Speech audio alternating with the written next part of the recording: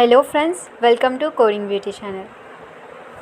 Hello friends, ఈరోజు వీడియోలో DSSM important questions for JNTUA exams R20 regulation వాళ్ళ కోసం అయితే ఈ వీడియో చేయడం జరిగింది.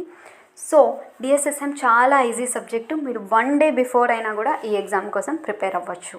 సో ఫస్ట్ వచ్చేసి యూనిట్ 1లోకి వచ్చేస్తే మనకు 3 ఇంపార్టెంట్ టాపిక్స్ ఉన్నాయి. ఫస్ట్ టాపిక్ వచ్చేసి principal component analysis, and next topic వచ్చేసి singular value decomposition, and third topic Gram Schmidt process.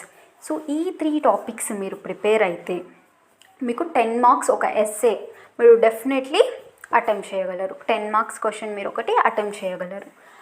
And మీకు ఒకవేళ రాకపోయినా మీరు యూట్యూబ్లో వెళ్ళి వీడియోస్ సెర్చ్ చేయండి, టాపిక్ అర్థమైన తర్వాత ఆ ప్రాబ్లమ్స్ని ప్రాక్టీస్ చేయండి. అండ్ నెక్స్ట్ యూనిట్ 2కి వచ్చేస్తే మనకు 4 టాపిక్స్ ఉన్నాయి. First topic binomial distribution, Poisson distribution, normal distribution, discrete continuous distribution. So ఈ డిస్ట్రిబ్యూషన్స్ పైన డెరివేషన్స్ ఉన్నాయి, మీన్, వేరియన్స్. ఈ డెరివేషన్స్ నేర్చుకోండి. అండ్ డిస్క్రీట్ కంటిన్యూస్ డిస్ట్రిబ్యూషన్లో అయితే మనకు కే వాల్యూ ఫైండ్ అవుట్ చేయండి అని క్వశ్చన్స్ వస్తాయి. సో ఆ క్వశ్చన్స్ని కూడా ఒకసారి చూసుకోండి. నెక్స్ట్ యూనిట్ 3లో Markov process and Markov chain problems. So ఈ 2 టాపిక్స్ ఉన్నాయండి. ఈ 2 టాపిక్స్ని కనుక మనము పర్ఫెక్ట్గా నేర్చుకున్నట్లయితే ఒక 10 మార్క్స్ క్వశ్చన్ని మనం అటెంప్ట్ చేయవచ్చు. సో ప్రతిదీ ఫస్ట్ ఒకసారి అండర్స్టాండ్ చేసుకోండి టాపిక్, తర్వాత ప్రాబ్లమ్స్ అనేవి ప్రాక్టీస్ చేయండి. సో ఇవి 2 టాపిక్స్ కనుక ప్రిపేర్ అయితే మనకు 10 మార్క్స్వి ఒకటి అటెంప్ట్ చేయొచ్చు క్వశ్చన్. నెక్స్ట్ వచ్చేసి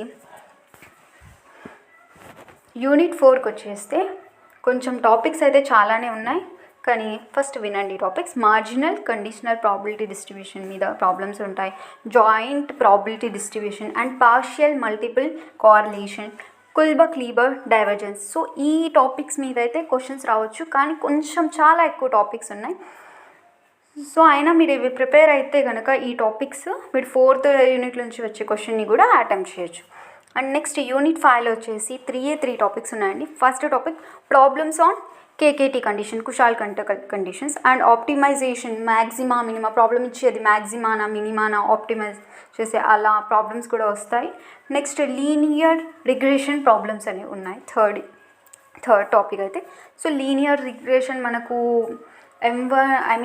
డిస్క్రీట్ మ్యాథమెటిక్స్లో కూడా ఒకసారి వచ్చింది, కర్వ్ ఫిట్టింగ్ ప్రాబ్లమ్స్. సో అలానే మనకు కొంచెం రిలేటెడ్గానే అనిపిస్తాయి టాపిక్స్, మీరు ప్రిపేర్ అయిపోండి. సో ఈ 5 యూనిట్స్కి అయితే ఇంపార్టెంట్ క్వశ్చన్స్ అనేవి ఇవ్వండి, ఇంపార్టెంట్ టాపిక్స్ అయితే ఇవి. సో మీరు ఒకసారి ప్రిపేర్ అవ్వండి. మీకు ఏ టాపిక్ రాకపోయినా యూట్యూబ్లో వెళ్ళి సెర్చ్ చేసి ఒకసారి ఒక టాపిక్ని అర్థం చేసుకొని దాని మీద ప్రాబ్లమ్స్ అనేవి ప్రాక్టీస్ చేయండి. సో ఫస్ట్ అయితే మీరు ఫస్ట్ చాప్టర్ ప్రాక్టీస్ చేయండి, ఎందుకంటే 3 టాపిక్స్ ఉన్నాయి. సో 3 టాపిక్స్ మెనుగా మీరు ప్రాక్టీస్ చేయండి. తర్వాత 3rd యూనిట్, తర్వాత 2nd యూనిట్, తర్వాత 5th యూనిట్, లాస్ట్లో 4th యూనిట్ అనేది మీరు ప్రిపేర్ అవ్వండి. ఎందుకంటే తక్కువ టైంలో ఎక్కువ సిలబస్ కవర్ చేయాలన్నా, ఎక్కువ మార్క్స్ తీసుకురావాలంటే so first unit, 3rd, 2nd, 5thలో అయితే తక్కువ టాపిక్స్ ఉన్నాయి, ఈజీగా కవర్ చేస్తారు. లాస్ట్కి 4th యూనిట్కి వెళ్ళండి.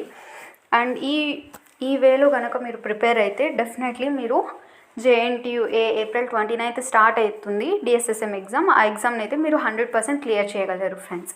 సో లైక్ చేయండి, షేర్ చేయండి ఈ వీడియోని.